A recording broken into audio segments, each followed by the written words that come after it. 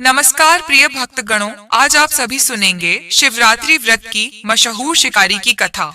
Comment section में भोले बाबा के सच्चे भक्त लिखिए ओम नमः शिवाय, हर हर महादेव। हिंदू रिलीजियस टेल्स चैनल को सब्सक्राइब करके बेल आइकन का बटन दबाना बिल्कुल भी ना भूलिए। शिव पुराण के कोटि रुद्र संहिता में वर्णित कथा के अनुसार पौराणिक काल में किसी वन में एक भील रहता था जिसका नाम था गुरुद्रोह।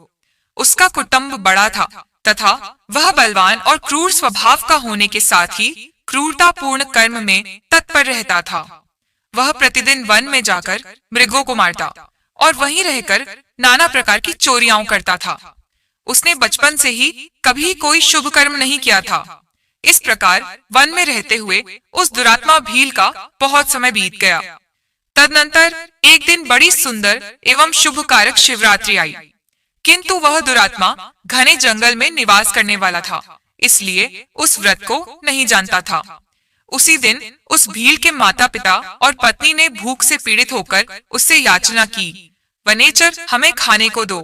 उनके इस प्रकार याचना करने पर वह तुरंत धनुष लेकर चल दिया और मृगों के शिकार के लिए सारे वन में घूमने लगा। दैव योग से उसे उस दिन कुछ भी नहीं मिला और सूर्य अस्त हो गया। इससे उसको बड़ा दुख हुआ और वह सोचने लगा, अब मैं क्या करूं, कहां जाऊं, आज तो कुछ नहीं मिला। घर में जो बच्चे हैं उनका तथा माता पिता का क्या होगा, मेरी जो पत्नी है उसकी भी क्या दशा होगी। अतः मुझे कुछ लेकर ही घर जाना चाहिए, अन्यथा नहीं। ऐसा सोचकर वह व्याध एक जलाशय के समीप पहुंचा और जहां पानी में उतरने का घाट था वहां जाकर खड़ा हो गया। वह मन ही मन यह विचार करता था कि यहाँ कोई न कोई जीव पानी पीने के लिए अवश्य आएगा। उसी को मार कर कृतकृत्य हो उसे साथ लेकर प्रसन्नता पूर्वक घर को जाऊंगा। ऐसा निश्चय करके वह व्याध एक बेल के पेड़ पर चढ़ गया और वहीं जल साथ लेकर बैठ गया।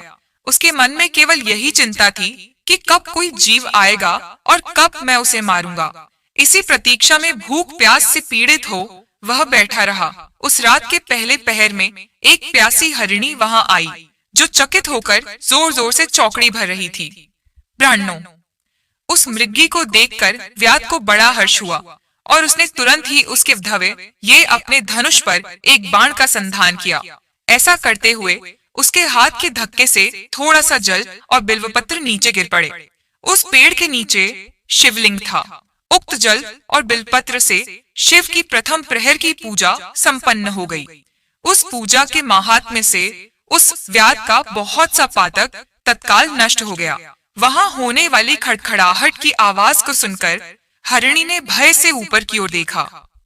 व्याध को देखते ही वह व्याकुल हो गई और बोली। मृगी ने कहा, व्याध, तुम क्या करना चाहते हो मेरे सामने, सच सच बताओ। हरिणी की वह बात सुनकर व्याध ने कहा, आज मेरे कुटुंब के लोग भूखे हैं, अतः तुमको मारकर उनकी भूख मिटाऊंगा, उन्हें तृप्त करूंगा।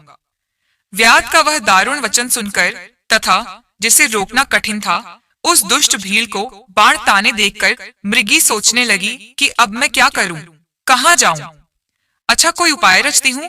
ऐसा विचार कर उसने वहां इस प्रकार कहा। मृगी बोली, भील, मेरे मान से तुमको सुख होगा। इस अनर्थकारी शरीर के लिए इससे अधिक महान पुण्य का कार्य और क्या हो सकता है। उपकार करने वाले प्राणी को इस लोक में जो पुण्य प्राप्त होता है उसका 100 वर्षों में भी वर्णन नहीं किया जा सकता। परंतु इस समय मेरे सब बच्चे मेरे आश्रम में ही हैं। मैं उन्हें अपनी बहन को अथवा स्वामी को सौंप कर लौट आऊंगी। नेचर, तुम मेरी इस बात को मिथ्या न समझो। मैं फिर तुम्हारे पास लौट आऊंगी, इसमें संशय नहीं है। सत्य से ही धरती टिकी हुई है, सत्य से ही समुद्र अपनी मर्यादा में स्थित है और सत्य से ही निर्झरों से जल की धाराएं गिरती रहती हैं।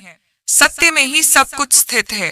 मृगी के ऐसा कहने पर भी जब व्याध ने उसकी बात नहीं मानी, तब उसने अत्यंत विस्मित एवं भयभीत हो पुनः इस प्रकार कहना आरंभ किया। मृगी बोली, व्याध, सुनो, मैं तुम्हारे सामने ऐसी शपथ खाती हूँ जिससे घर जाने पर मैं अवश्य तुम्हारे पास लौट आऊंगी। ब्राह्मण यदि वेद बेचे और तीनों काल संध्या न करे तो उसे जो पाप लगता है पति की आज्ञा का उल्लंघन करके स्वेच्छानुसार कार्य करने वाली स्त्रियों को जिस पाप की प्राप्ति होती है, किए हुए उपकार को न मानने वाले, भगवान शंकर से विमुख रहने वाले, दूसरों से द्रोह करने वाले, धर्म को लांघने वाले तथा विश्वासघात और छल करने वाले लोगों को जो पाप लगता है, उसी पाप से मैं भी लिप्त हो जाऊं यदि लौटकर यहाँ न आऊं। इस तरह अनेक शपथ खाकर जब मृगी चुपचाप खड़ी हो गई, तब उस व्याध ने उस पर विश्वास करके कहा, अच्छा, अब तुम अपने घर को जाओ। तब वह मृगी बड़े हर्ष के साथ पानी पीकर अपने आश्रम मंडल में गई। इतने में ही रात का वह पहला प्रहर व्याध के जागते ही जागते बीत गया। तब उस हिरणी की बहन दूसरी मृगी, जिसका पहली ने स्मरण किया था, उसी की राह देखती हुई जल पीने के लिए वहां आ गई। उसे देखकर भील ने स्वयं बाण को तरकश से खींचा। ऐसा करते समय पुनः पहले की भांति भगवान शिव के ऊपर जल और बिल्वपत्र गिरे। उसके द्वारा महात्मा शंभु की दूसरे प्रहर की पूजा संपन्न हो गई। यद्यपि वह प्रसंगवश ही हुई थी, तो भी व्याध के लिए सुखदायिनी हो गई। मृगी ने उसे बाण खींचते देख पूछा, वनेचर, ये क्या करते हो? व्याध ने पूर्ववत उत्तर दिया, मैं अपने भूखे कुटुंब को तृप्त करने के लिए तुझे मारूंगा। यह सुनकर वह मृगी बोली। मृगी ने कहा, व्याध, मेरी बात सुनो, मैं धन्य हूँ। मेरा देह धारण सफल हो गया, क्योंकि इस अनित्य शरीर के द्वारा उपकार होगा, परंतु मेरे छोटे छोटे बच्चे घर में हैं। अतः मैं एक बार जाओ अपने स्वामी को सौंप दें, फिर तुम्हारे पास लौट आऊंगी। हैं, व्याध बोला, तुम्हारी बात पर मुझे विश्वास नहीं है, मैं तुझे मारूंगा, इसमें संशय नहीं है। यह सुनकर वह हरिणी भगवान विष्णु की शपथ खाती हुई बोली, व्याध, जो कुछ मैं कहती हूँ उसे सुनो। यदि मैं लौट कर न आऊं तो अपना सारा पुण्य हार जाऊं, क्योंकि जो वचन देकर उससे पलट जाता है वह अपने पुण्य को हार जाता है। जो पुरुष अपनी विवाहिता स्त्री को त्याग कर दूसरी के पास जाता है, वैदिक धर्म का उल्लंघन करके कपोल कल्पित धर्म पर चलता है, भगवान विष्णु का भक्त होकर शिव की निंदा करता है, माता पिता की निधन तिथि को श्राद्ध आदि न करके उसे सूना बिता देता है तथा मन में संताप का अनुभव करके अपने दिए हुए वचन को पूरा करता है। ऐसे लोगों को जो पाप लगता है वही मुझे भी लगे, यदि मैं लौट कर न आऊं। उसके ऐसा कहने पर व्याध ने उस मृगी से कहा, जाओ। मृगी जल पीकर हर्ष पूर्वक अपने आश्रम को गई। इतने में ही रात का दूसरा प्रहर भी व्याध के जागते जागते बीत गया। इसी समय तीसरा प्रहर आरंभ हो जाने पर मृगी के लौटने में बहुत विलंब हुआ। जान चकित हो व्याध उसकी खोज करने लगा। इतने में ही उसने जल के मार्ग में एक हिरण को देखा। वह बड़ा हृष्ट पुष्ट था। उसे देखकर वनेचर को बड़ा हर्ष हुआ और वह धनुष पर बाण रखकर उसे मार डालने को उद्यत हुआ। ऐसा करते समय उसके प्रारब्धवश कुछ जल और बिल्वपत्र शिवलिंग पर गिरे। उससे उसके सौभाग्य से भगवान शिव की तीसरे प्रहर की पूजा संपन्न हो गई। इस तरह भगवान ने उस पर अपनी दया दिखाई। पत्तों के गिरने आदि का शब्द सुनकर उस मृग ने व्याध की ओर देखा और पूछा, क्या करते हो? व्याध ने उत्तर दिया, मैं अपने कुटुंब को भोजन देने के लिए तुम्हारा वध करूंगा। व्याध की यह बात सुनकर हरिण के मन में बड़ा हर्ष हुआ और तुरंत ही व्याध से इस प्रकार बोला। हरिण ने कहा, मैं धन्य हूँ, मेरा हृष्टपुष्ट होना सफल हो गया, क्योंकि मेरे शरीर से आप लोगों की तृप्ति होगी। जिसका शरीर परोपकार के काम में नहीं आता, उसका सब कुछ व्यर्थ चला गया। जो सामर्थ्य रहते हुए भी किसी का उपकार नहीं करता है, उसकी वह सामर्थ्य व्यर्थ चली जाती है तथा वह परलोक में नरकगामी होता है। परंतु एक बार मुझे जाने दो, मैं अपने बालकों को उनकी माता के हाथ में सौंपकर और उन सबको धीरज बंधाकर यहाँ लौट आऊंगा। उसके ऐसा कहने पर व्याध मन ही मन बड़ा विस्मित हुआ। उसका हृदय कुछ शुद्ध हो गया था और उसके सारे पापपुंज नष्ट हो चुके थे। उसने इस प्रकार कहा। व्याध बोला, जो यहाँ आए वे सब तुम्हारी ही तरह बातें बनाकर चले गए, परंतु वे वंचक अभी तक यहाँ नहीं लौटे हैं। मृग, तुम भी इस समय संकट में हो, इसलिए झूठ बोलकर चले जाओगे, फिर आज मेरा जीवन निर्वाह कैसे होगा? मृग बोला, व्याध, मैं जो कुछ कहता हूँ उसे सुनो। मुझ में असत्य नहीं है। सारा चराचर ब्रह्मांड सत्य से ही टिका हुआ है। जिसकी वाणी झूठी होती है उसका पुण्य उसी क्षण नष्ट हो जाता है। तथापि भील, तुम मेरी सच्ची प्रतिज्ञा सुनो। संध्या काल में मैथुन तथा शिवरात्रि के दिन भोजन करने से जो पाप लगता है, झूठी गवाही देने, धरोहर को हड़प लेने तथा संध्या न करने से द्विज को जो पाप होता है, वही पाप मुझे भी लगे यदि मैं लौट कर न आऊं। जिसके मुख से कभी शिव का नाम नहीं निकलता, जो सामर्थ्य रहते हुए भी दूसरों का उपकार नहीं करता, पर्व के दिन श्रीफल तोड़ता, अभक्ष्य भक्षण करता तथा शिव की पूजा किए बिना और भस्म लगान भोजन कर लेता है, इन सब का पातक मुझे लगे यदि मैं लौट कर न आऊं। उसकी बात सुनकर व्याध ने कहा, जाओ शीघ्र लौटना। व्याध के ऐसा कहने पर मृग पानी पीकर चला गया। वे सब अपने आश्रम पर मिले। तीनों ही प्रतिज्ञाबद्ध हो चुके थे। आपस में एक दूसरे के वृत्तांत को भली भांति सुनकर सत्य के पाश से बंधे हुए उन सब ने यही निश्चय किया कि वहां अवश्य जाना चाहिए। इस निश्चय के बाद वहां बालकों को आश्वासन देकर वे सबके सब जाने के लिए उत्सुक हो गए। उस समय जेठी मृगी ने वहां अपने स्वामी से कहा, स्वामिन, आपके बिना यहाँ बालक कैसे रहेंगे? प्रभु, मैंने ही वहां पहले जाकर प्रतिज्ञा की है, इसीलिए केवल मुझको जाना चाहिए। आप दोनों यहीं रहें। उसकी यह बात सुनकर छोटी मृगी बोली, बहन, मैं तुम्हारी सेविका हूँ, इसलिए आज मैं ही व्याध के पास जाती हूँ, तुम यहीं रहो। यह सुनकर मृग बोला, मैं ही वहां जाता हूँ, तुम दोनों यहाँ रहो, क्योंकि शिशुओं की रक्षा माता से ही होती है।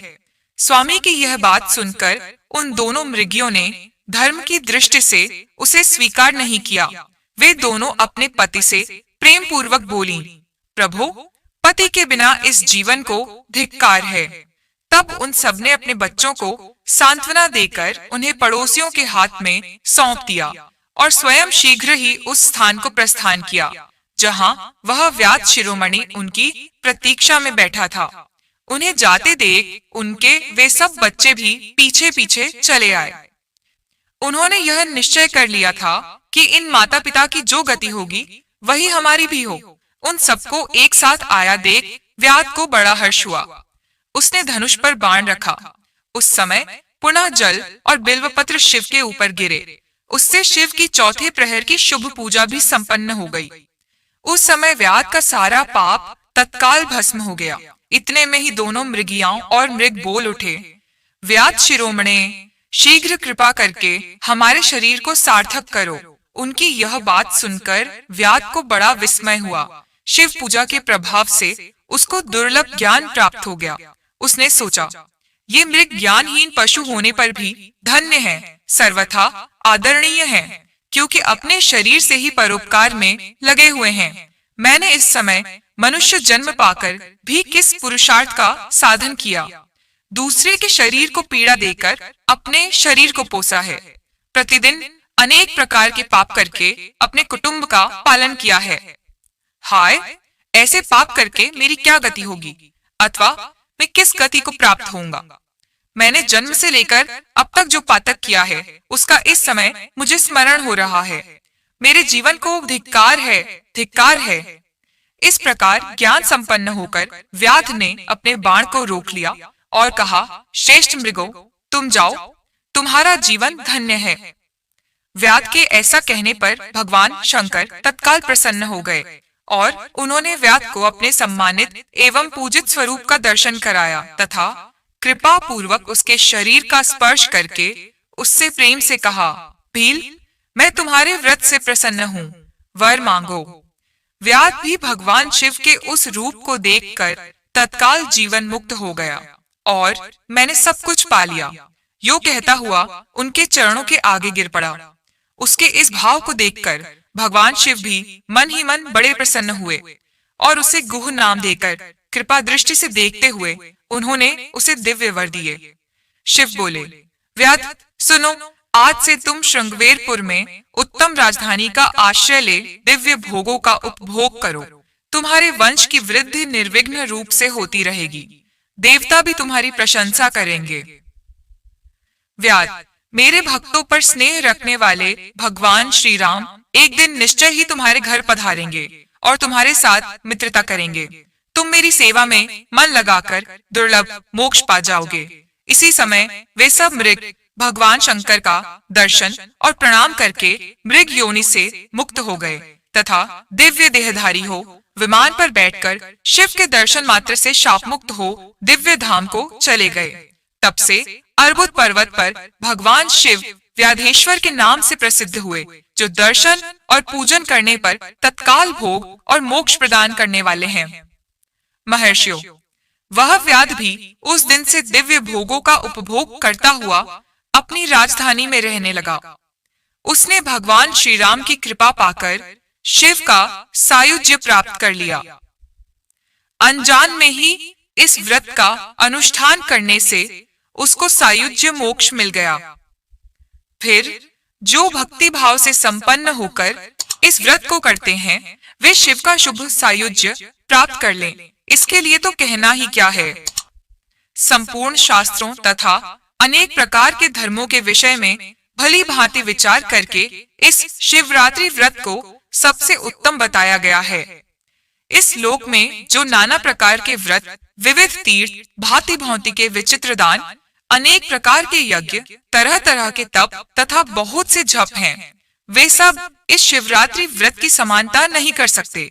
इसलिए अपना हित चाहने वाले मनुष्यों को इस शुभतर व्रत का अवश्य पालन करना चाहिए। यह शिवरात्रि व्रत दिव्य है। इससे सदा भोग और मोक्ष की प्राप्ति होती है। महर्षियों, यह शुभ शिवरात्रि व्रत व्रतराज के नाम से विख्यात है। अगर आपको पसंद आई हो तो इसे लाइक करिए और शेयर करिए, और साथ ही पौराणिक कथाओं को सुनने के लिए हिंदू रिलीजियस टेल्स चैनल को सब्सक्राइब करिए। धन्यवाद। जय श्री राम। हर हर महादेव।